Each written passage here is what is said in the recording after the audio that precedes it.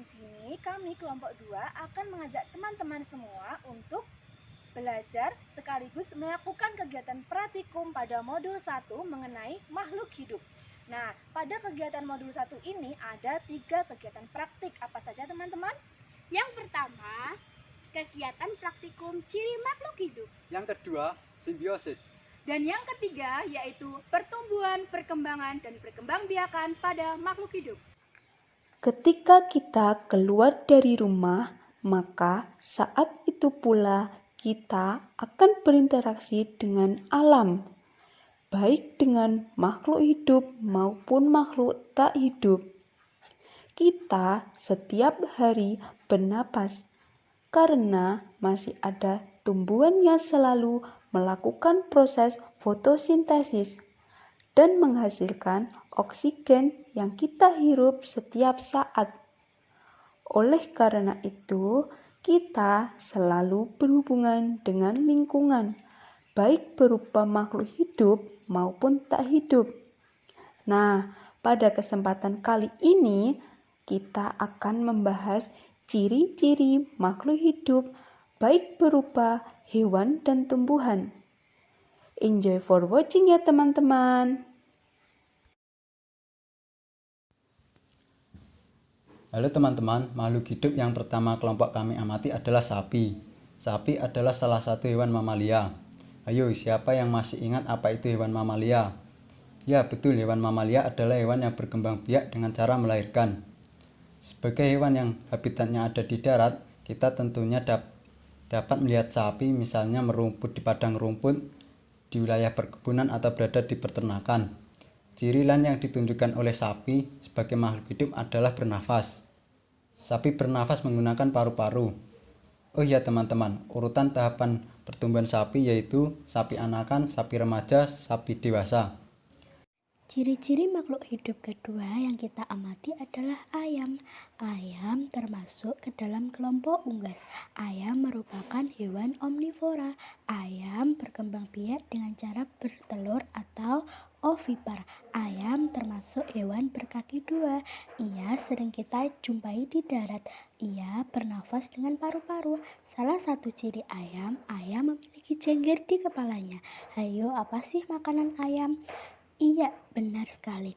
Makanan ayam adalah sentrat. Sentrat tergolong jenis makanan khusus untuk ayam. Siapa yang tahu makhluk hidup yang ketiga ini? Iya, betul sekali, kambing. Pastinya semua sudah pernah melihat kambing, bukan? Kita biasanya melihat kambing di lapangan, di sekitar lingkungan rumah. Kambing ini bernafas menggunakan paru-paru. Kambing juga termasuk hewan mamalia. Nah, pastinya sebagai makhluk hidup kambing juga perlu makanan, teman-teman. Karena kambing tergolong hewan herbivora. Ciri-ciri makhluk hidup keempat yang kita amati adalah kelinci. Kelinci adalah kelompok mamalia yang tergolong vertebrata. Kelinci mempunyai 2 pasang kaki. Ia mempunyai telinga yang panjang sehingga pendengaran yang dimiliki cukup kuat. Asal kalian tahu, kelinci mempunyai makanan favorit loh. Salah satunya adalah wortel. Kelinci memiliki gaya berjalan yang sangat unik.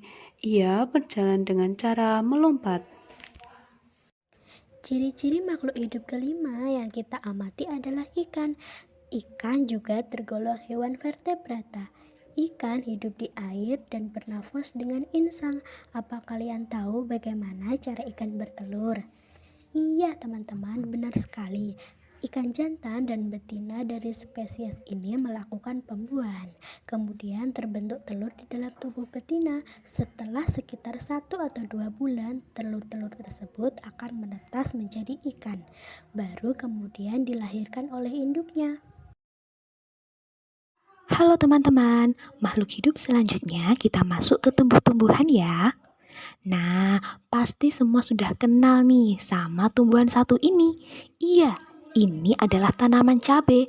Cabai ini buahnya dapat digolongkan sebagai sayuran maupun bumbu, tergantung bagaimana digunakannya. Cabai merupakan makhluk hidup yang berkembang biak secara generatif. yaitu melalui biji dan dapat ditanam di kebun secara langsung. Pada cabai terdapat gerak yang dinamakan gerak geotropisme. Teman-teman, kalian ingat tidak ada pepatah mati satu, tumbuh 1000? Loh, apa hubungannya dengan pisang? Kepo ya? Kepo dong, masa enggak? For your info, pisang adalah salah satu tanaman dengan suku Musaceae yang memiliki batang silindris. Pisang merupakan tanaman monokotil sehingga berakar serabut yang berwarna kecoklatan.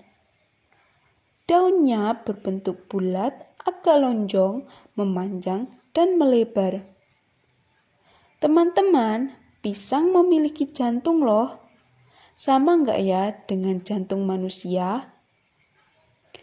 Jantung pisang itu adalah bunga pisang yang berwarna merah dengan mahkota berwarna kekuningan, yang selanjutnya menjadi buah berwarna kuning dan rasanya manis kalau sudah masak. Pisang adalah tanaman serbaguna, mulai dari daun hingga akarnya dapat dimanfaatkan.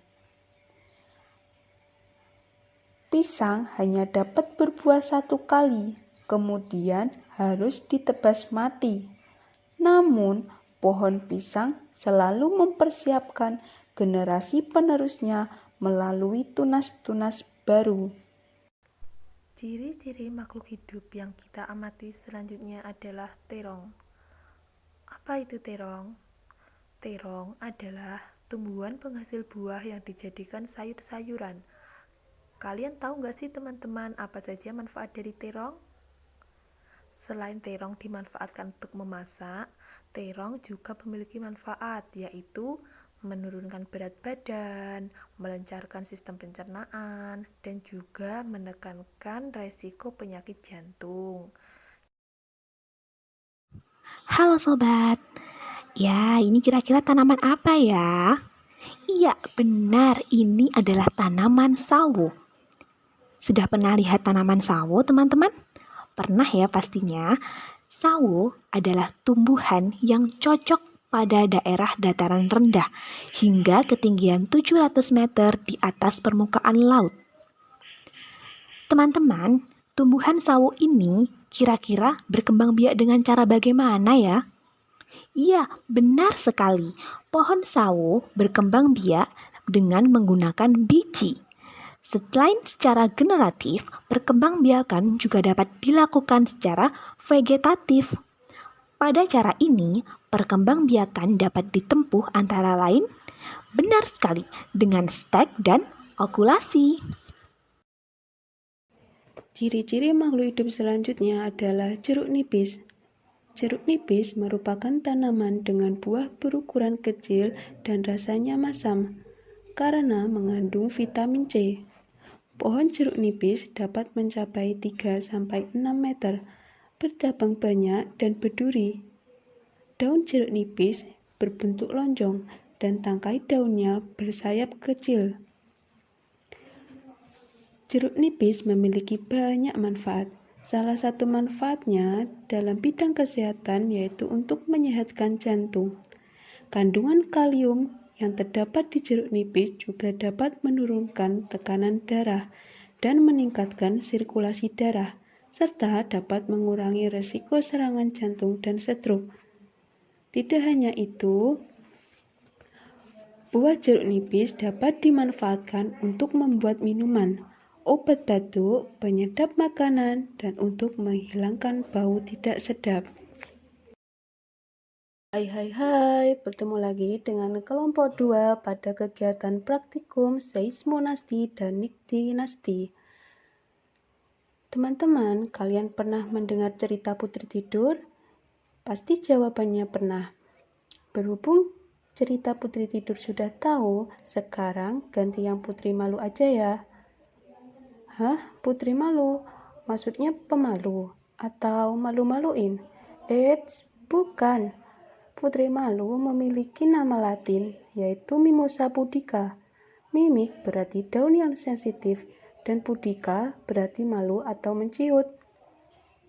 Putri malu adalah sejenis tanaman pedu pendek, anggota suku polong-polongan yang memiliki duri pada batangnya, di mana berfungsi untuk melindungi diri dari musuh. Putri malu memiliki ciri khas sehingga mudah dikenal, yaitu daunnya dapat secara cepat mengatup dengan sendirinya saat disentuh, atau bisa disebut dengan gerak seismonasti.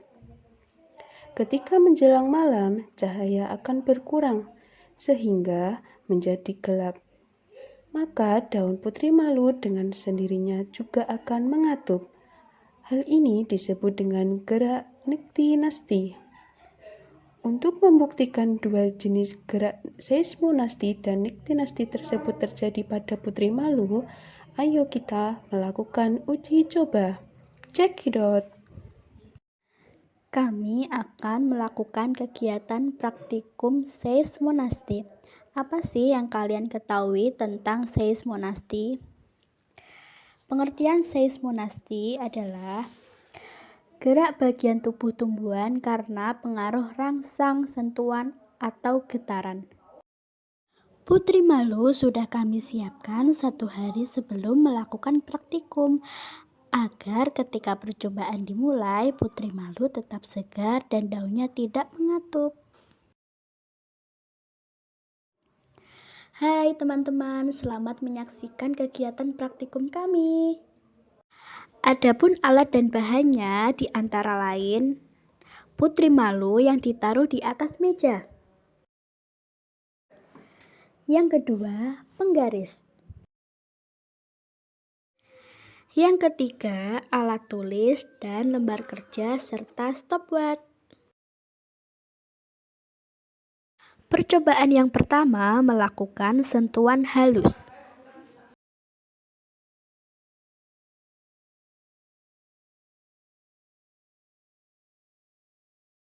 Kemudian yang kedua melakukan sentuhan sedang.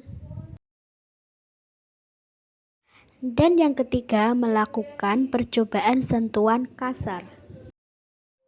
Ketika melakukan sentuhan kasar, daun putri malu mengatup secara cepat.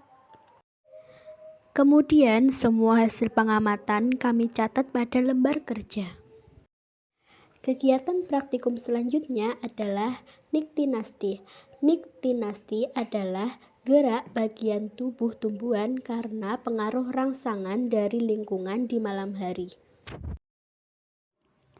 Hai teman-teman, selamat menyaksikan kegiatan praktikum kami. Alat dan bahan yang harus kita siapkan diantaranya adalah yang pertama, 2 buah pot putri malu yang sudah kami beri label, dan yang kedua, kardus yang dilapisi plastik hitam 1 buah. Ketiga, stopwatch, dan yang terakhir, alat tulis. Jika alat dan bahan sudah siap, maka letakkan pot A di tempat terang dan terbuka. Selanjutnya, simpanlah pot B di atas meja dan tutuplah dengan menggunakan kardus yang sudah dilapisi oleh plastik hitam.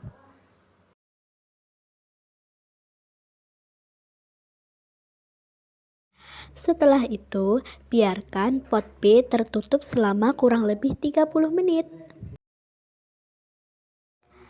Setelah ditutup lebih dari 30 menit, bukalah dengan hati-hati agar tidak menyentuh tanamannya. Selanjutnya, amati apa yang terjadi dengan daun putri malu tersebut dan bandingkan dengan daun putri malu pada pot A.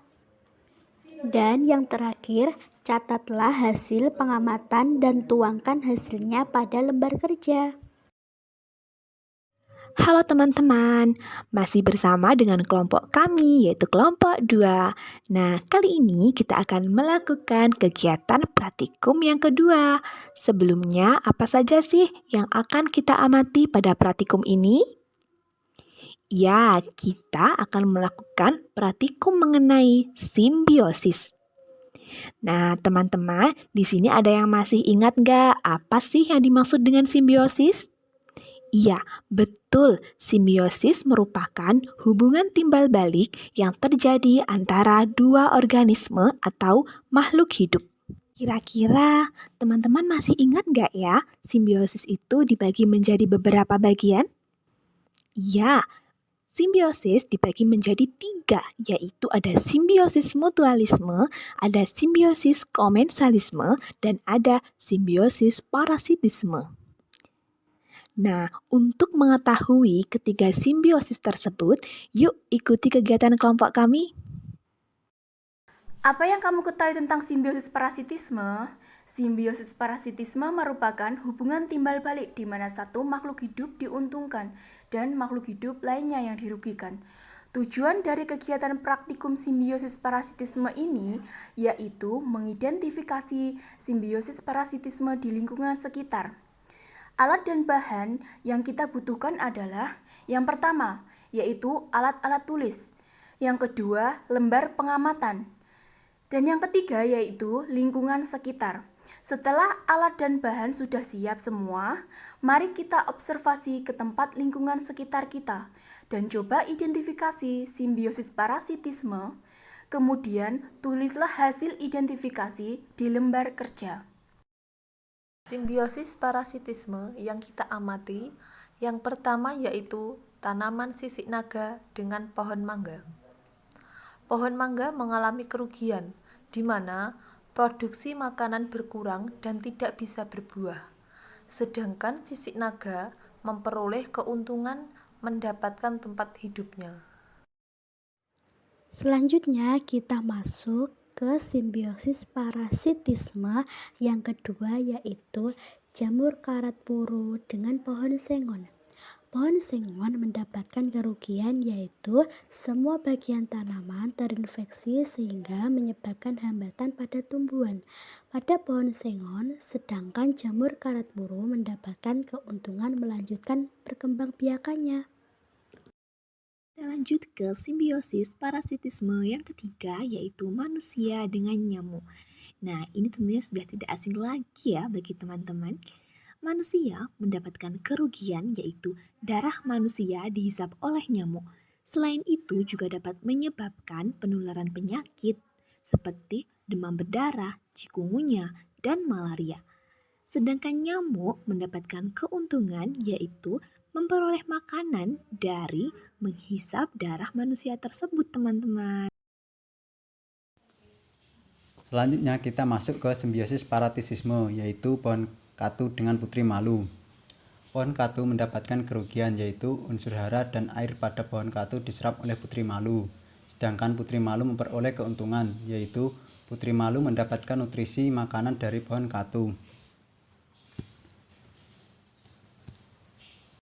Next, simbiosis parasitisme yang terakhir adalah ulat dengan tanaman ketela rambat. Tanaman ketela rambat mendapatkan kerugian, di mana daun dari tanaman ketela rambat ini dimakan oleh ulat, teman-teman. Sedangkan ulat memperoleh keuntungan untuk mendapatkan makanannya dari tanaman ketela rambat. Next, kita lanjut ke simbiosis komensalisme. Simbiosis komensalisme adalah hubungan timbal balik di mana satu makhluk hidup diuntungkan dan makhluk hidup lainnya tidak diuntungkan maupun dirugikan. Tujuan praktik simbiosis komensalisme ini adalah mengidentifikasi simbiosis komensalisme di lingkungan sekitar kita. Adapun alat dan bahan yang dibutuhkan adalah alat-alat tulis, lembar pengamatan, dan lingkungan sekitar kita. Setelah alat dan bahan sudah siap, mari kita observasi ke lingkungan sekitar kita dan coba identifikasi simbiosis komensalisme, kemudian tulislah hasil dari identifikasi di lembar kerja. Simbiosis komensalisme yang pertama ditemukan oleh kelompok kami adalah tanaman anggrek dengan pohon tabebuya. Tanaman anggrek memperoleh keuntungan, yaitu mendapatkan air dan nutrisi lainnya dari pohon tabebuya, sehingga dapat hidup dan melakukan fotosintesis. Sedangkan pohon tabebuya tidak diuntungkan maupun tidak dirugikan oleh tanaman anggrek. Maka dari itu, tanaman anggrek dengan pohon tabebuya termasuk simbiosis komensalisme. Simbiosis komensalisme yang kedua yaitu tanaman naga dengan tanaman labu.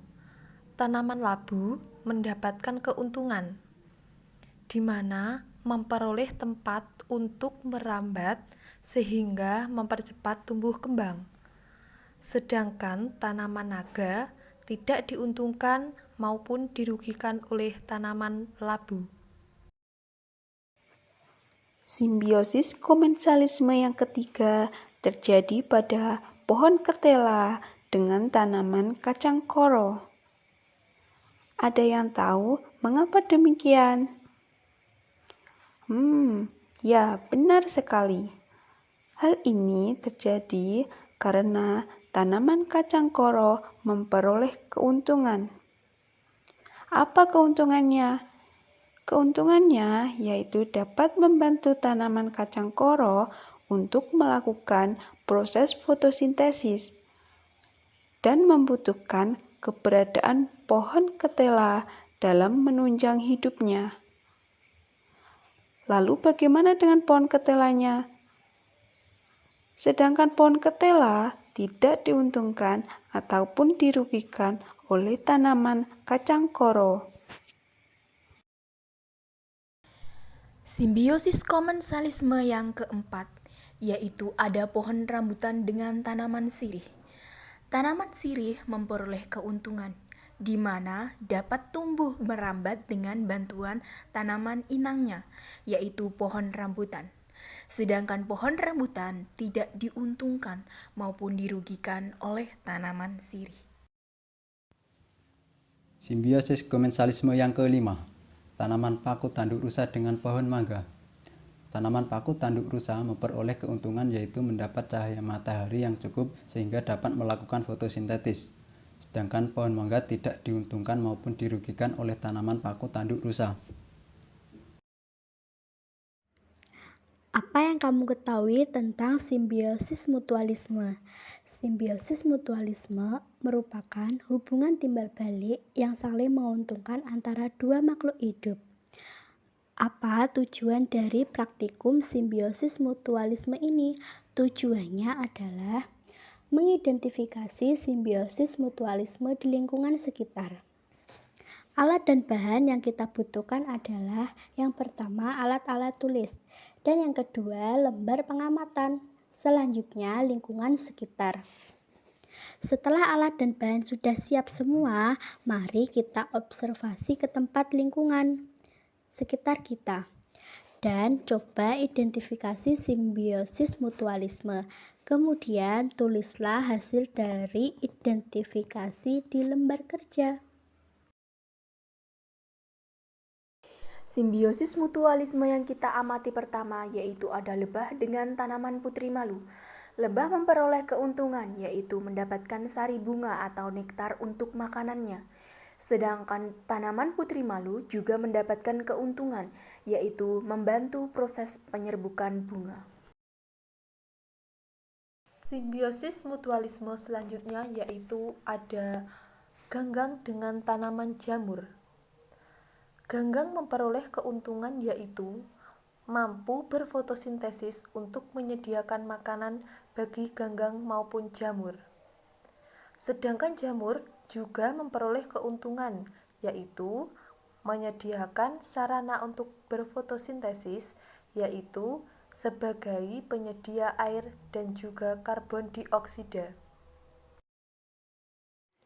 Simbiosis mutualisme yang ketiga yang kelompok kami temukan adalah rayap dengan flagellata. Rayap memperoleh keuntungan yaitu menghasilkan enzim selulase yang akan mencerna selulosa sehingga hasilnya dapat menjadi makanan bagi rayap. Sedangkan flagellata memperoleh keuntungan dengan adanya suplai selulosa atau makan dan juga tempat tinggal di anaerob. Next, kita lanjut ke simbiosis mutualisme yang keempat, yaitu ada semut rangrang dengan pohon kopi. Semut mendapatkan keuntungan bisa membuat sarang pada tanaman, sedangkan pohon kopi memperoleh keuntungan dapat terlindungi dari serangan hama yang dapat merusak pohonnya.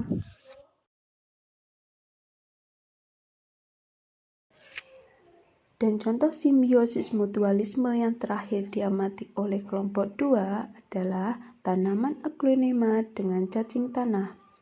Mengapa hubungan keduanya merupakan simbiosis mutualisme? Karena tanaman aglonema memperoleh keuntungan mendapatkan air dan udara yang diperlukan tumbuhan sehingga mudah meresap dan diserap oleh akar dari hasil lubangan cacing tanah. Sedangkan cacing tanah memperoleh keuntungan mendapatkan makanan dari daun-daun kering berguguran yang kemudian membusuk.